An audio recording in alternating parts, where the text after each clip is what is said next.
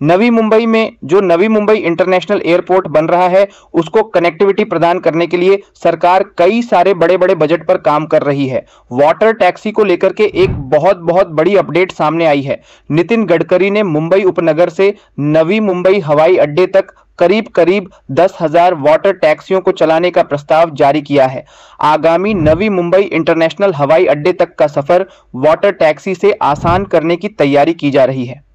बताया जा रहा है कि इस टैक्सी के माध्यम से यात्री मुंबई से 17 मिनट के नवी मुंबई के आगामी इंटरनेशनल एयरपोर्ट तक पहुंच सकेंगे।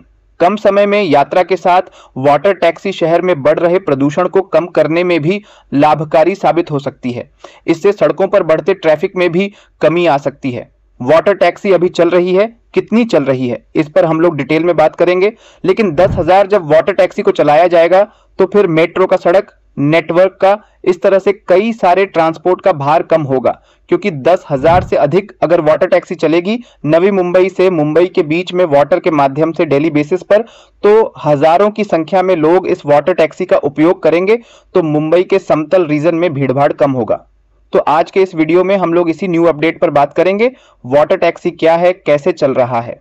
लेकिन वीडियो शुरू करने से पहले आपसे एक रिक्वेस्ट, अगर आप चैनल पर पहली बार आए हैं और आपने इस चैनल को अब तक सब्सक्राइब नहीं किया है तो जल्द से जल्द इसे सब्सक्राइब, लाइक, शेयर करना ना भूलें, क्योंकि यह आपके लिए फ्री है, लेकिन इससे हमें बहुत मोटिवेशन मिलता है।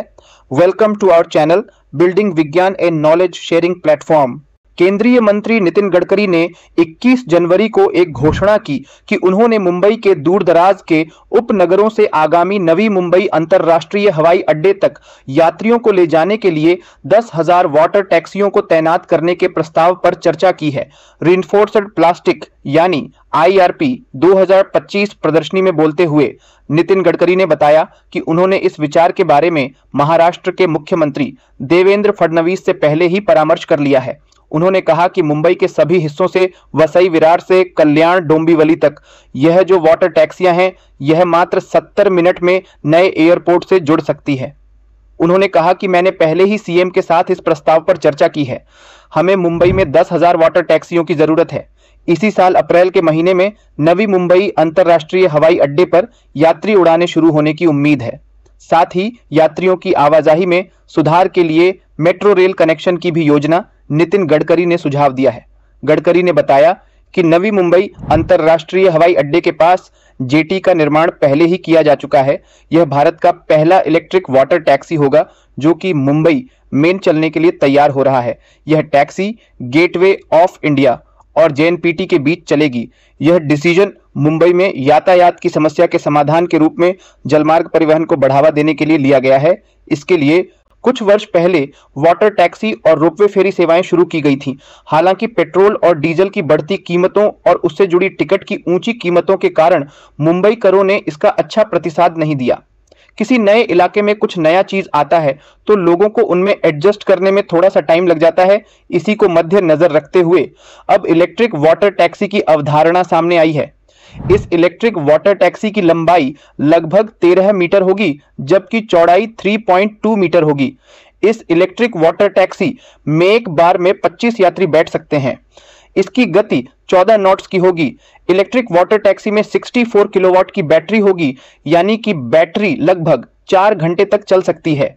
अब जब ये इलेक्ट्रिक हो गया तो इसके प्राइस में भी कमी आएगी, और अगर इसका प्राइस ज्यादा कम हुआ तो मुंबईकर आसानी से इस चीज को पसंद करेंगे।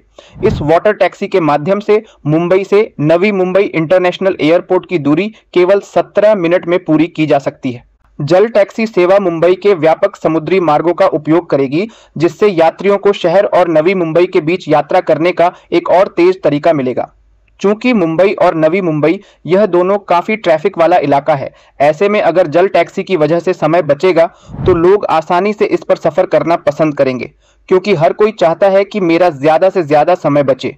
मुंबई की विशाल तटरेखा और समुद्री मार्गों के उपयोग के कारण आमतौर पर जहां अभी 1 घंटा का समय लगता है वहां पर मात्र 17 मिनट में काम हो जाएगा।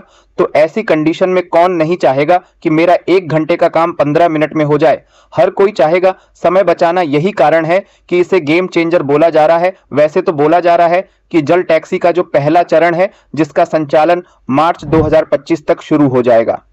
गडकरी ने कहा कि मुंबई और ठाणे के आसपास के विशाल समुद्री मार्गों का उपयोग करके और टैक्सियों के लिए मिश्रित सामग्री कंपोजिट मटेरियल्स के साथ हम भारी यातायात और वायु प्रदूषण को काफी हद तक कम कर सकते हैं।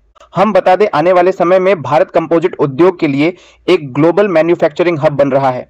यह नए तकनीकी विचारों के साथ लागत प्रभावी उत्पादों को डिजाइन, विकसित और बनाने के लिए जाना जाता है। यह भारत को कंपोजिट मटेरियल्स के स्रोत के लिए दुनिया का शीर्ष स्थान बनने के लिए एक अच्छी स्थिति है। एफआरपी संस्थान का कहना है कि भारतीय कंपोजिट मटेरियल उद्योग तेजी से बढ़ रहा है। यह 2027 तक 768 किलोटन का उपयोग करेगा। यह वृद्ध कारों, विमानों, रक्षा, भवन और स्वच्छ ऊर्जा में हो रही है। एफआरपी इंस्टीट्यूट के अनुसार भारतीय कंपोजिट कच्चे माल का बाजार 2024 के अंत तक 1.8 बिलियन अमेरिकी डॉलर पर आंका गया है। घरेलू कंपोजिट मटेरियल्स उद्योग 2030 तक 2.8 बिलियन अमेरिकी डॉलर तक पहुंचने के लिए 7.8% CAGR से बढ़ता रहेगा। कंपोजिट एंड प्रोडक्ट मार्केट 2024 में 4.6 बिलियन अमेरिकी डॉलर है और 2030 तक 7.2 बिलियन अमेरिकी डॉलर तक पहुंचने की उम्मीद है। 2023 में भारत में कंपोजिट की प्रति व्यक्ति खपत लगभग 0.5 किलोग्राम थी। यह अन्य देशों की तुलना में बहुत कम है। उदाहरण के लिए यूएसए में यह प्रति व्यक्ति 11.5 किलोग्राम है और जर्मनी में यह 7.7 किलोग्राम है। लेकिन जो मैंने आपको इलेक्ट्रिक टैक्सी के बारे में बताया उसमें थोड़ा टाइम लग सकता है।